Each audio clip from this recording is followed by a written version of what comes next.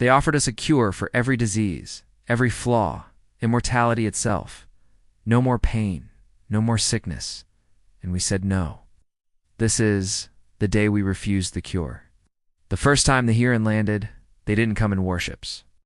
They came in vessels shaped like silver seeds, gliding down through Earth's atmosphere without heat or sound.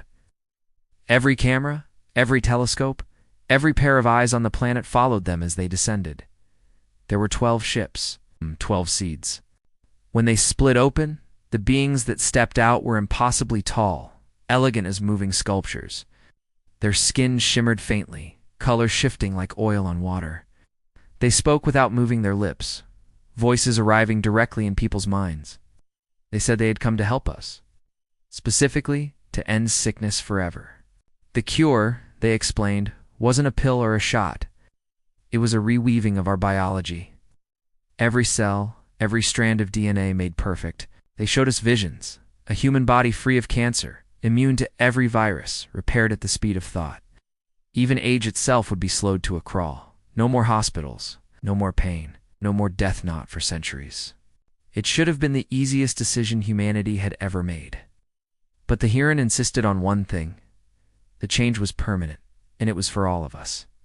Every man, woman, and child forever altered. No exceptions, no opting out. At first, the world erupted with joy. Social feeds flooded with countdown clocks. Nations began planning celebrations for the day the cure would be released. But then the questions started. The first came from scientists. What's the mechanism? How does this perfection work? The Heren gave us images and metaphors, but no direct answers. Your language cannot hold the truth, they said. Your minds are not ready for the structure of it.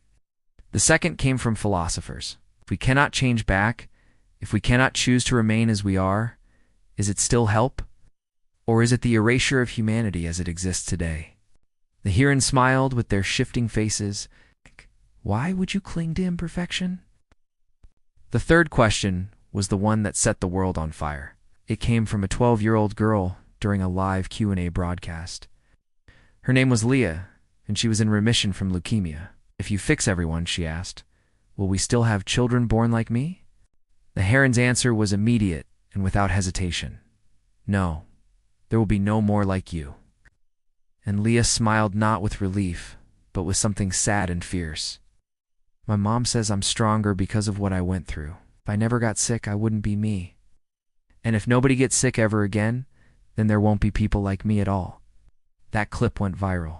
The joy cracked. Doctors argued the cure would end suffering. Parents argued the cure would rob future children of the chance to struggle and grow. Soldiers asked if a perfected body would mean perfected obedience would. We lose the instinct to resist? Artists feared we might lose the ache that drives creation.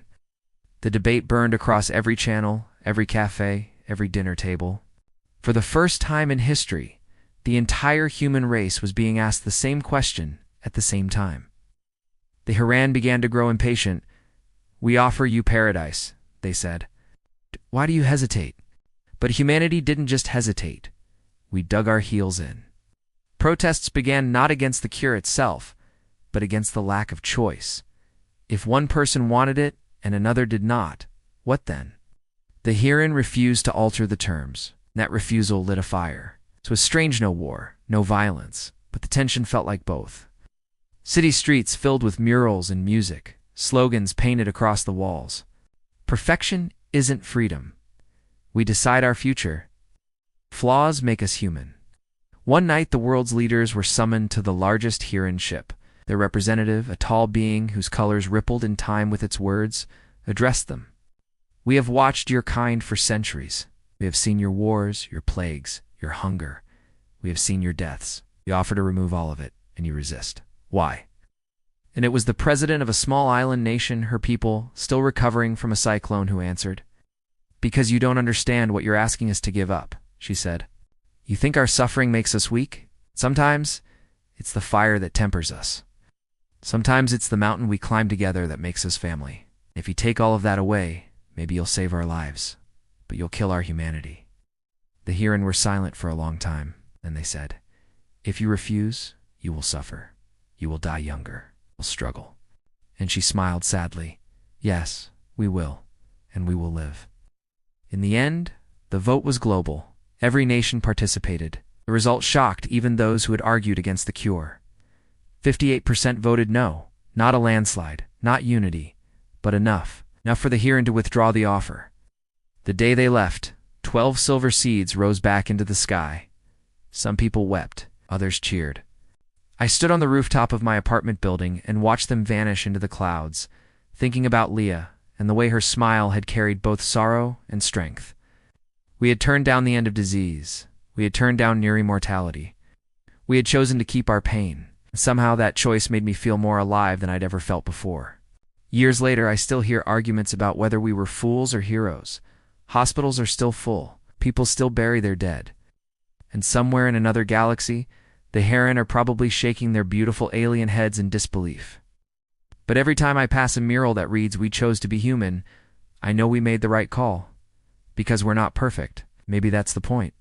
They offered us paradise. We chose the climb instead. If you were given the chance to be perfect forever, would you take it? Tell us in the comments.